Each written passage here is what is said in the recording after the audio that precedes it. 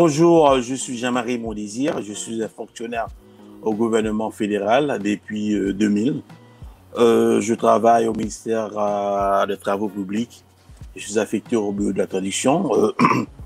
En plus actuellement du gouvernement fédéral, j'offre mes services comme gestionnaire à des organismes communautaires. Euh, je dirige des coopératives, je dirige un organisme qui s'appelle Conseil de la communauté noire de Gatineau et j'offre mes services à d'autres organisations comme Accueil Parrainage Outaouais.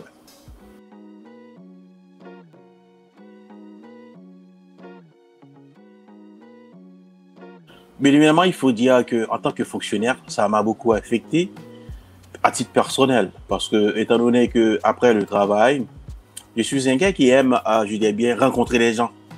Les gens, le fait de rencontrer les gens, ça me nourrit personnellement. Mais avec la Covid, le fait de ne pas pouvoir circuler librement et ensuite de rester à la maison, de regarder la télé, les gens qui meurent de la Covid, et ensuite j'ai connu des gens qui sont décédés de la Covid aussi, ça m'a beaucoup, je dirais bien, affecté personnellement. J'avais ressenti beaucoup d'anxiété, beaucoup de stress. Et ensuite, le fait de ne pas pouvoir sortir pour aller vaquer à mes obligations, évidemment, avant, bien avant la Covid, je travaillais. Après la fonction publique, je suis allé soit présider conseil d'administration, soit présider des comités de travail. Mais avec la Covid, je ne pouvais plus circuler librement. Et en plus, c'est avec les informations, et ça ne m'a pas beaucoup aidé, ça m'a affecté, je dirais bien, sur le plan personnel, et je deviens diabétique.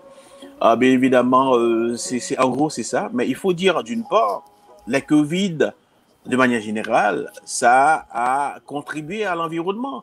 Il y a moins de circulation des gens, moins de circulation de véhicules. Je parle en général.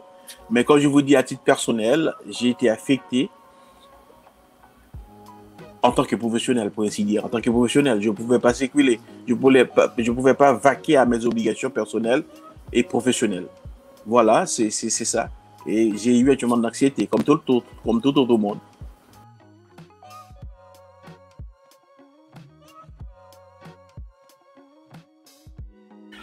Non, à proprement parler, comme étant donné qu'on est fonctionnaire au gouvernement, on n'a pas reçu de l'aide. C'est-à-dire on continue à travailler à la maison. Mais je n'avais pas cette habitude-là de travailler à la maison. Je suis un gars qui se lève chaque matin et prend sa voiture pour aller travailler. Et puis après le travail, et puis on fait d'autres activités. Avec la Covid, comme je vous dis, c'est-à-dire que je reste à la maison, je travaille à la maison, je n'ai reçu aucune aide. Mais par contre, au niveau du travail, on essaie actuellement de faire des petites réunions, des choses pour parler l'état de santé et ainsi de suite. Mais comme je dis, étant donné que moi je suis un homme social et social aussi, alors ça m'a pas aidé en tant que tel. Je n'ai pas reçu d'aide à proprement parler. D'aucun organisme, ou bien, voilà, parce que je continue à travailler, je continue à recevoir mon salaire. À proprement parler, je n'ai pas reçu d'aide autre lorsque je deviens diabétique.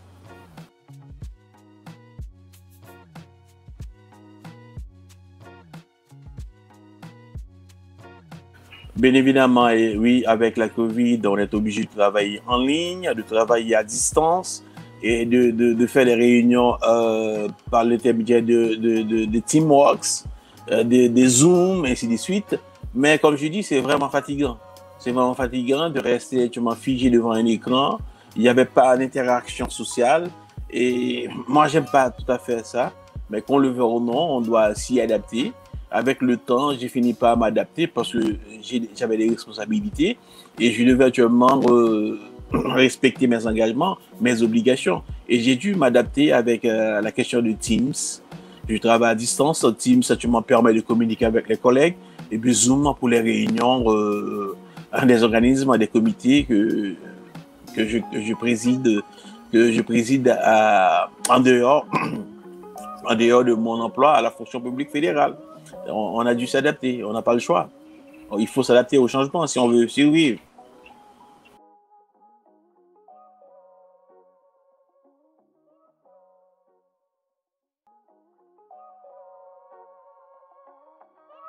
Mais évidemment, comme je dis, il faut avoir une certaine ouverture d'esprit pour s'adapter au changement. Parce que, qu'on le veuille ou non, on ne s'attendait pas à la pandémie de la Covid. Et comme vous savez, c'est surtout, moi personnellement, j'ai connu des gens qui sont décédés de la Covid et ça m'a fait peur. Et puis, je ne suis pas jeune aussi. Le fait de ne pas être jeune, et puis, on sait que si on sort, si on a, si on a le virus, si on a attrapé le virus, et qu'on le veut ou non, et puis ça peut nous tuer. Et c'est la peur aussi, la peur engendre de l'anxiété. Alors, moi, j'ai dû rester chez moi, de ne pas sortir un peu. Et puis, voilà, c'est dès que j'ai suivi les conseils, j'ai suivi les mesures gouvernementales, j'ai pris les vaccins, et c'est comme ça que j'ai fini par m'adapter en respectant les consignes gouvernementales. Me laver les mains, de rester chez moi, de réobserver la distance, de distanciation sociale, distanciation physique, pour ainsi dire. Et tous ces mesures-là m'ont permis de m'adapter à titre personnel. Et moi, c'est ce que je vais demander aux autres aussi, aux autres professionnels et aux autres, je dirais bien, entrepreneurs actuellement qui sont touchés par la Covid, actuellement, de s'adapter, d'ouvrir au changement. Mais le changement, s'adapter au changement, c'est toujours difficile, mais ça demande un apprentissage, un certain ouverture d'esprit. Et parce qu'on le veut ou non, c'est l'inconnu. Il faut s'y adapter.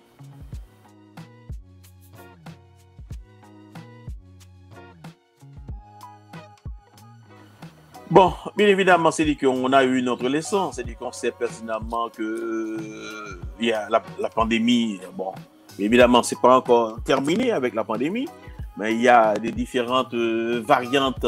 Et parce qu'on le veut, on est mieux préparé. On est mieux préparé, c'est-à-dire qu'on sait, étant donné qu'on vit dans un pays civilisé, il y a des ressources disponibles. C'est-à-dire que quand il y a un problème comme ça, et les autorités ont pris des mesures pour protéger les citoyens, et qu'on le veut ou non, je vais continuer à suivre les mesures gouvernementales.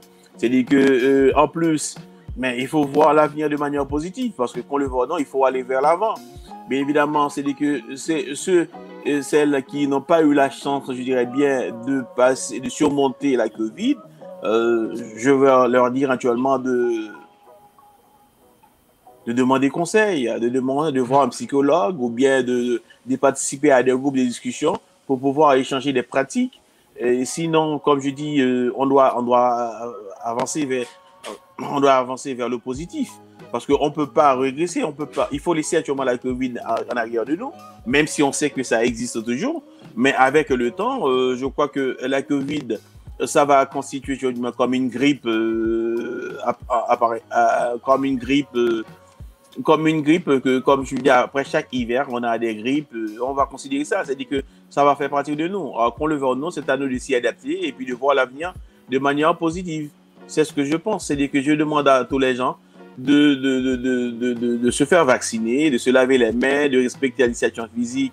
Et quand il y a quelqu'un, un membre de la famille qui a la Covid à la maison, de respecter, je dirais bien, les consignes. Et puis voilà, prendre des médicaments, et prendre les vaccins commandés. Et puis voilà, c'est dès que on doit aller vers l'avant. On ne peut pas régresser parce que nous sommes condamnés à réussir.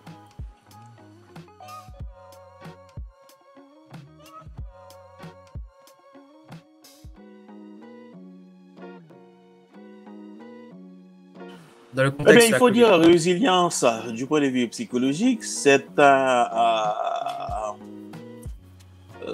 un état, c'est un phénomène psychologique qui te permet de surmonter les épreuves difficiles, les événements difficiles. Mais évidemment, la résilience, moi je suis haïtien d'origine. Il faut dire actuellement, le peuple haïtien, c'est un peuple résilient. C'est-à-dire qu'on a la capacité de surmonter les épreuves difficiles. Mais évidemment, la Covid était, je dirais bien, la Covid, la pandémie, c'était une période difficile. Bien évidemment, comme je vous dis, le fait de ne pas pouvoir rencontrer les gens, le fait de ne pas pouvoir vaquer à mes obligations professionnelles et autres, et ça m'a permis actuellement ça m'a rendu stressé, c'est dire que j'étais vraiment anxieux, mais bien évidemment, c'est dire qu'avec le temps, on a fini par s'adapter et puis on voit l'avenir de manière positive.